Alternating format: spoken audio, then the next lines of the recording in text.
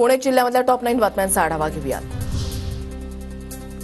पिंपरी चिंचवड पालिकेकडून 40 नव्या PMPML buses खरेदी करण्यात येणार. आयुक्त शेखर सिंह यांच्याकडून मान्यता.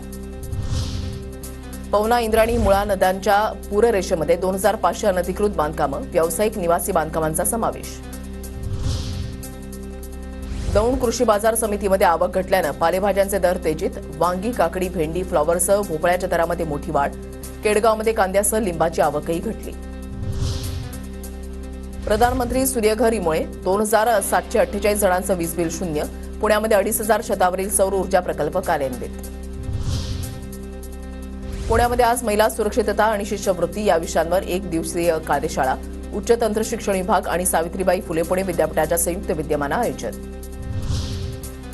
पुणे-सातारा महामार्गावरच्या खेड-शिवापूर टोल नाक्यावरील कर्मचाऱ्यांकडून एसटी चालकाला मारहाण. 15 जणांच्या टोळक्यानं मारहाण.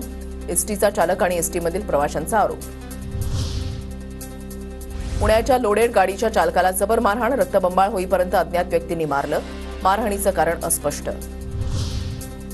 पुण्यामध्ये विसर्जन मिरवणुकीमध्ये मोबाईल चोरट्यांचा धुमाकूळ. 300 जणांचे मोबाईल चोरीला. नाशिक, मध्य प्रदेशमधील चोरटे गजाआड.